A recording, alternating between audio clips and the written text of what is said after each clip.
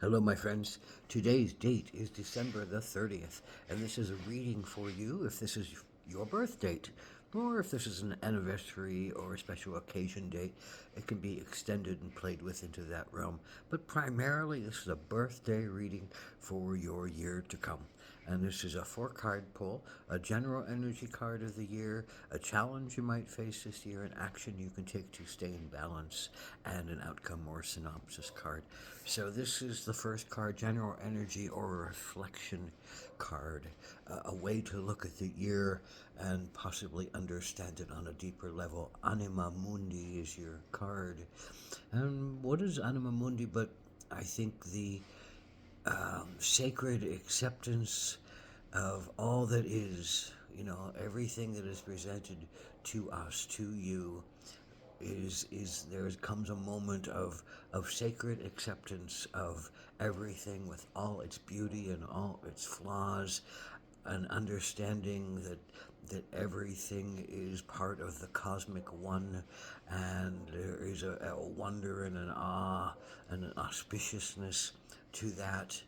But you also recognize that there you are a critical note in the celestial orchestra of the cosmic oneness, and you have a part to play, and you have a role to be, and you have a calling to pursue, and you have a sense of yourself that is authentic and true and connected to the divine oneness of all beings.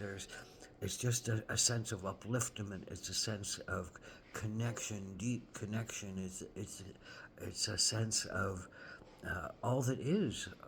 I am all that am. I am all that is. That statement of I am.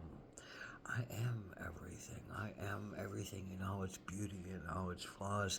I am everything in this universe, trying to sort this all out, as well as trying to just be at peace with it and flow in the ever-changing mystery of humanity, of consciousness, of beingness. However you want to see it, it's beyond our comprehension on many ways. This is, I think, a sense of a special occasion or a special consciousness that comes to you this year. Even if you're a practicing Buddhist on some levels, Anima Mundi is one of those rare special occasions when you are just absorbed into the vastness of the picture, as well as entertaining and understanding of yourself as a piece of a whole, as the consciousness of a wide consciousness, and as you do your part to find your own evolution, everyone else gets to do their own part and play out all the messiness and all the love and beauty that's in their souls, in your soul. So there's a recognition of the beauty of the work of consciousness finding itself, of awakening to oneself and awakening to a world consciousness.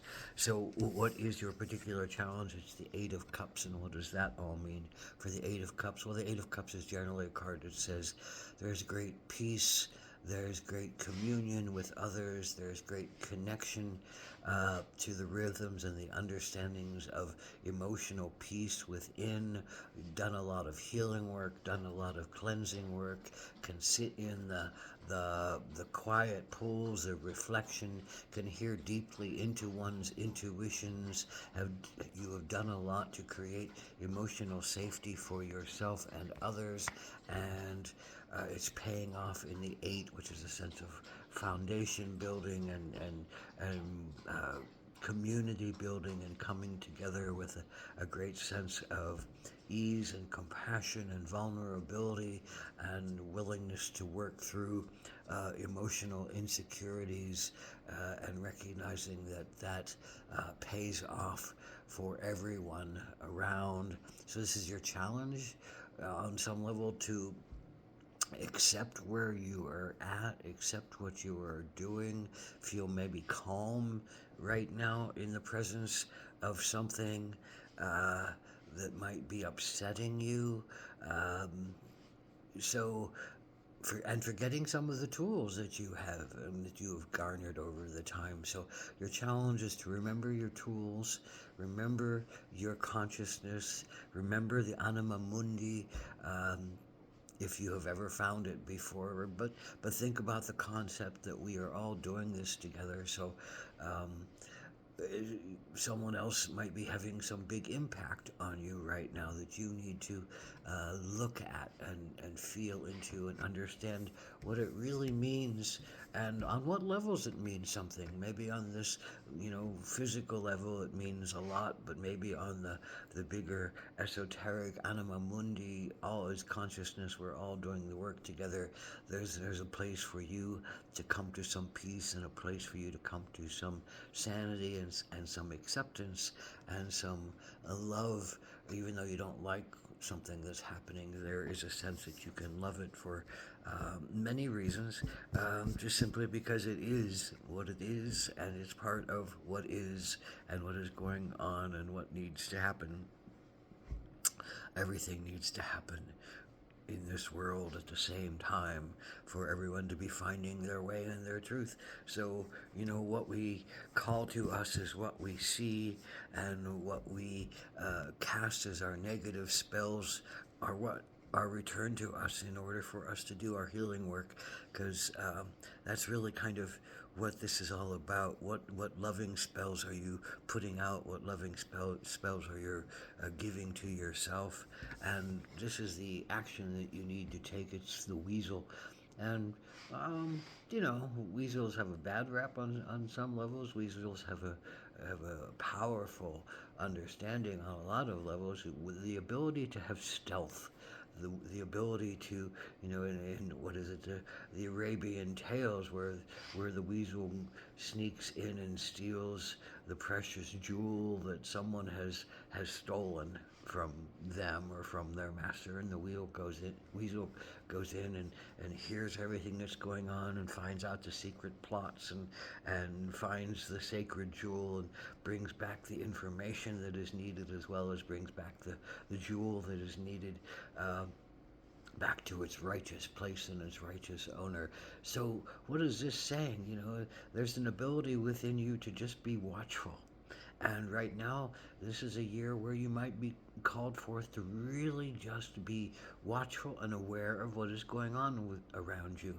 The more you can see clearly, the more you can understand what is going on for people, the more you can rely on your Eight of Cups understandings of emotional junk that many people carry. Then the more you will understand people's motives and you will understand the scenarios around you, and the more you'll understand your own reactions and your own prejudices and your own projections, because you might be living in a lot of projections about who's doing what to you and what it means to you, and how dark and bad and sinister it could all be. But you might just need to just be more aware of particular situations and particular people and particular understandings, and make cleaner assessments of what is going on, so you can really do your own healing work, because the more you make clean assessments, the more your dirty ones are still left there for you to look at some point. So you get to look at your negativities in this. You get to be the weasel, the detective, the stealth worker who looks at yourself too, and finds the things that still hold you down and hold you back and give you pain and give you challenge. And that's really what it's all about in Anima Mundi, is going through that healing process and learning how to heal and let go of the negativities that you hold, so you can come to a cleaner and more sacred place in the cosmic understanding of things. At the same time, Anima Mundi says, we're doing it. We're doing it. Just flow with it. Go with it. You're part of it. Find your soul's calling and move forward with your sense of light and your sense of grace and your sense of truth, because you're a truth warrior, and you are here to lead the way to some kind of consciousness, to some kind of reckoning, to some kind of information that will benefit humanity. As an artist, as a speaker, as a teacher, as a healer, as someone who heals others, someone who brings people together. Eight of Cups, I think you're very able and have been very able at bringing people together to do healing work and to do community work and to do service work and to do love and compassion work. And that's what the cups are all about in their highest powers, are bringing universal love out and sharing it with humanity. And what is that but anima mundi? That love is the consciousness that connects all of us together in anima mundi. There's that essence of love, that vibration of love, that connection of beingness. That, boy, if we could all touch on a deeper level, wouldn't the world be a more sacred and beautiful and loving place? But it is a sacred and beautiful and loving place. We just got to remember it and open our hearts and open our eyes and open our souls to the recognition of it, and then we can exude it and call more people to remember it and recognize it by who we are and what we do. Oh, Mitakuye Oyasin.